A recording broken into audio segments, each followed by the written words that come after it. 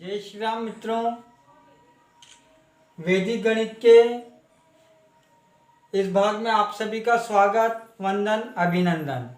पूर्व में आपने गुणे के विभिन्न प्रकार देखे हैं और इस वीडियो में हम सूत्र निखिलम उपाधार के आधार पर गुणा करना सीखेंगे।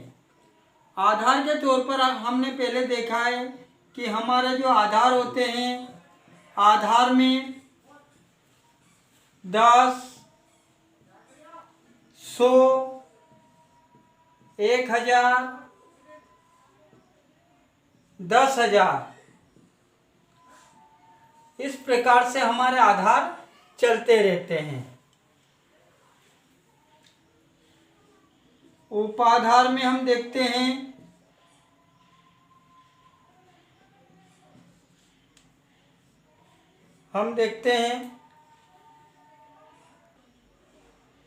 उपाधार में 20, 30, 40, 200, 300 इस प्रकार से हम उपाधार मानते हुए गुणा का सवाल हल करेंगे।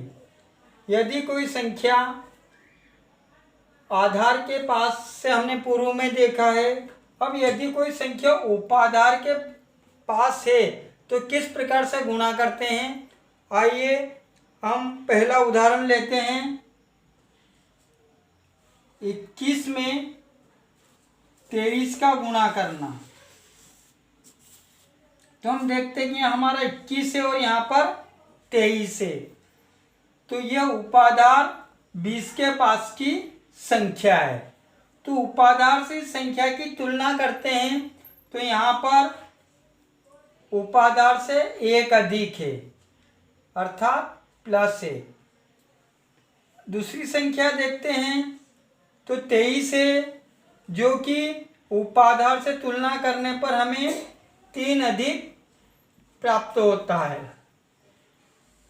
तो उत्तर का दायां भाग निकालने के लिए सबसे पहले हम दोनों विचलन जो हमें प्राप्त हुए, इन विचलनों का गुणा करते हैं।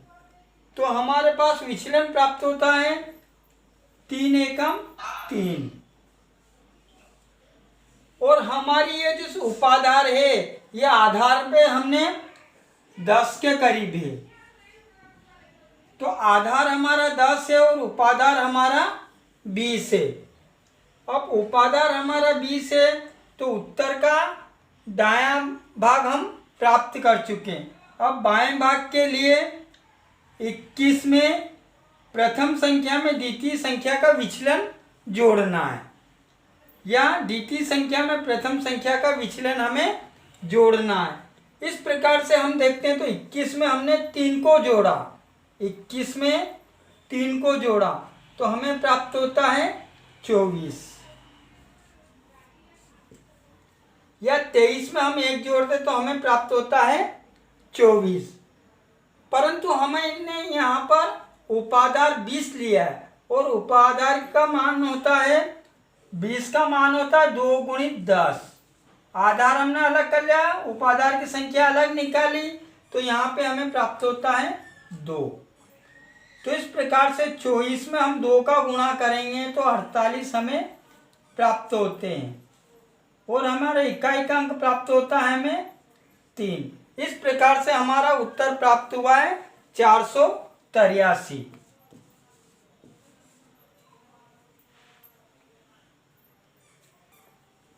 इस प्रकार से हम यदि दूसरा उदाहरण लेते हैं, 22 में 24 का गुणा करना है, तो 22 और 24 का हम गुणा देखते हैं। तो उसी प्रकार से हमारे उपाधार है, आधार हमारा 10 है और उपाधार यहाँ पे हमारा 20 है। हमें 22 और में 24 का गुणा करना है। तो विचलन के तौर पे हम तुलना करते हैं उपाधार से, तो 22 का विचलन हमें प्राप्त होगा +2, और 24 का विचलन प्राप्त होगा हमें 4। तो उत्तर का दायां भाग प्राप्त करने के लिए विचलनों का गुणा करना है। तो 4 और 2 का गुणा करेंगे तो हमें प्राप्त होगा 8। हमारा यहाँ पर आधार 10 है, इसलिए हमें यहाँ पर 1 अंक ही हम रखेंगे। उत्तर का बायां भाग प्राप्त करने के लिए प्रथम संख्या में द्वितीय संख्या का विचलन को जोड़ना। तो 22 में हम 4 जोड़ते हैं तो हमें प्राप्त होते हैं 26। इसी प्रकार से 24 में हम 2 जोड़ते हैं तो हमें प्राप्त होते हैं 26।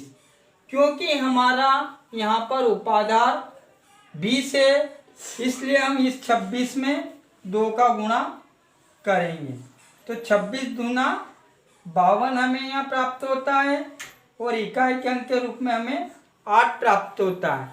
इस प्रकार से हमें उत्तर प्राप्त होता है 528। अभी हमने उपाधार के आधार पर धनात्मक विचलनों का गुणा किस प्रकार से किया जाता है वह सीखा है। यदि विचलन ऋणात्मक है तो किस प्रकार से करते हैं, ये कुछ उदाहरण लेकर के हम सीखते हैं। एक संख्या हमने ले ली 26 और दूसरी हम ले लेते हैं 28। अब यहाँ पर हम देखते हैं तो दोनों के विचलन अगर उपाधार 20 पर हम तुलना करते हैं तो बड़ी संख्या हमें प्राप्त होती, परंतु हम यहाँ उपाधार 20 नहीं मानते हुए हम 30 को उपाधार मानते हैं। तो हमें यहाँ पर देखने से यदि 30 की अपन तुलना करते हैं तो यहाँ पर ये जो संख्या है यह 30 से 4 कम है, अर्थात ऋणात्मक 4 विचलन हमें प्राप्त हुआ।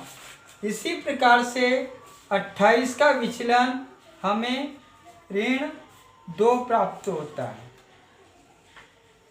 तो उत्तर का दायां भाग प्राप्त करने के लिए दोनों विचलनों का हम गुणा करते हैं। तो 4 और 2 का हम गुणा करेंगे तो 4 दूनी 8 हमें प्राप्त होता है।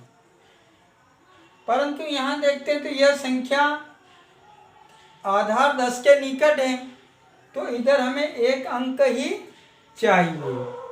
अब उत्तर का बायां भाग निकालने के लिए प्रथम संख्या और द्वितीय विचलन को जोड़ना।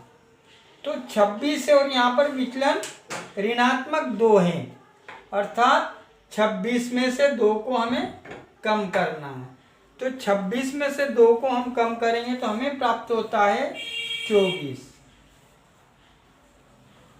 या द्वितीय संख्या से प्रथम विचलन को हमें जोड़ना है, परंतु यहाँ देखते हैं तो ये जो 4 हैं ये ऋणात्मक संख्या है, तो 28 में से 4 गए तो बचे 24। अब अपन उपाधार देखते हैं तो हमने 30 उपाधार माना है, तो इस संख्या में हमें प्राप्त होता 3 का गुणा करना। तो 24 तिया 72 और इकाई का अंक हमारा 8 है। तो इस प्रकार से 26 और 28 का गुणा करने पर हमें गुणनफल 728 प्राप्त होता है। मित्रों, उपाधार के आधार पर हमने 2 उदाहरण धनात्मक के देखे और एक उदाहरण हमने जब दोनों विचलन ऋणात्मक हो तो किस प्रकार से सवाल को हल करना, यह हमने सीखा है। इसी के आधार पर हम देखते हैं कि यदि एक विचलन धनात्मक और एक विचलन ऋणात्मक है तो किस आधार पर सवाल को हल करना है। तो हम उदाहरण लेते हैं 26 और एक और संख्या ले लेते हैं 32। इन दोनों का गुणा करना है। तो ये दोनों ही संख्याएं कौन से उपाधार के पास में हैं, सबसे पहले हमें यह देखना होगा। तो हम देखते हैं कि 26 और 32 दोनों ऐसी संख्याएं हैं जो उपाधार 30 के पास में है। तो 30 से हम विचलन प्राप्त करते हैं। तो 26 क्या है, 30 से कम है। कम है तो कितना कम है, यह देखने के लिए विचलन हम निकालते तो हमें 30 से 4 कम है। दूसरी संख्या हमारी है 32। तो ये क्या 30 से अधिक है। तो 30 से कितना अधिक है, 2 अधिक है। तो इस प्रकार से हमने दोनों ही विचलनों को प्राप्त कर लिया। अब विचलन आने के बाद उत्तर का दायां भाग, तो इकाइयों का गुणा, विचलनों का गुणा हमें करना है। तो 4 और 2 का गुणा हम करेंगे। तो 4 दूना 8 हमें प्राप्त होता है। अब 8 में एक संख्या धनात्मक और एक संख्या ऋणात्मक है। इस प्रकार से हमें जो 8 प्राप्त होगा वो ऋण का प्राप्त होगा, जिसे हम ऋणांक 8 कहेंगे। उत्तर का बायां भाग प्राप्त करने के लिए प्रथम संख्या और द्वितीय विचलन को जोड़ना। तो 26 में हम 2 को जोड़ते हैं तो हमें 28 प्राप्त होते हैं, या 32 में से 4 को घटाते हैं तो 28 हमें प्राप्त होते हैं। अब आगे हम देखते हैं। तो दोनों संख्याओं का उपादान हमने 30 लिया है, अर्थात 28 में 3 का गुणा करना है। तो 28 में हम 3 का गुणा करते हैं तो हमें प्राप्त होता है 84। और हमारा उत्तर का जो दायां भाग है ये ऋणांक 8 है।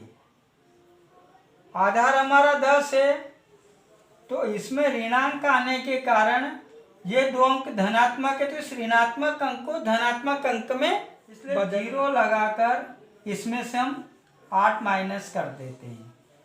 तो इस प्रकार 832 हमें प्राप्त होते हैं। तो इस प्रकार से हम सूत्र निखिलम उपाधार के आधार पर, आधार अभी हमने 10 और 30 के माध्यम से और आधार 10 को मानते हुए